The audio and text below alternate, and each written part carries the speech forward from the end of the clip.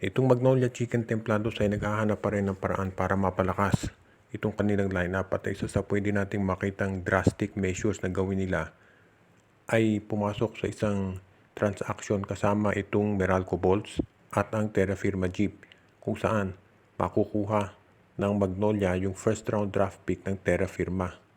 Samantala naman itong Terra Firma makukuha nila yung first round draft pick ng Magnolia, itong si Abu Trater at si Aaron Black. Samantalang ang Meralco Bolts makukuha naman nila itong si Calvin Abueva. So ibig sabihin nito, magiging itong Magnolia Chicken Templados, pag nakuha nila yung draft pick ng Terra Firma, magagamit nila yan para kumuha ng mga player o ng player na mapantadagdag nila dito sa kanilang front court o wings, depende kung ano magiging desisyon nitong si Coach Chito Victolero. Ang Meralco naman kapag nakuha nila si Calvin Abueva, magagamit nila yan dahil ito ay isang solid na small forward. Pwedeng pandagdag yan dito sa kanilang rotation. At kung hindi naman magagamit ng Meralco si Abueva, pwede nila yan gamitin pang trade dito sa Converge Fiber Xers. So may mga options si Coach Luigi Trillo at Nenad Vucinic. Ito namang Terra Firma, kahit mawala yung first round draft pick nila, makukuha nila si Trater, itong si Aaron Black at yung first round draft pick ng Magnolia. So ibig sabihin, magkakaroon ng center ang Terra Firma na pandagdag dito kay Isaac Go at kay Mark Carino.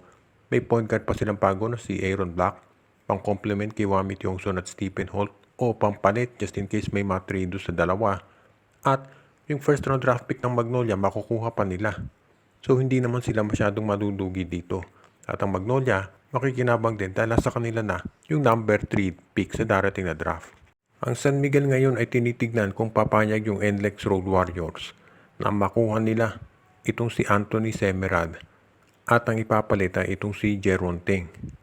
Ang San Miguel kasi naghahanap ng isang power forward na magagamit nila yung isang parang Cliff Hadjang laro, yung bang rugged defender at matikas sa rebounding. At sa tingin ng San Miguel Beer, isa doon sa mga options na yan ay si Anthony Semerad. Itong si Semerad kilala yan bilang isang spot-up 3-point shooter.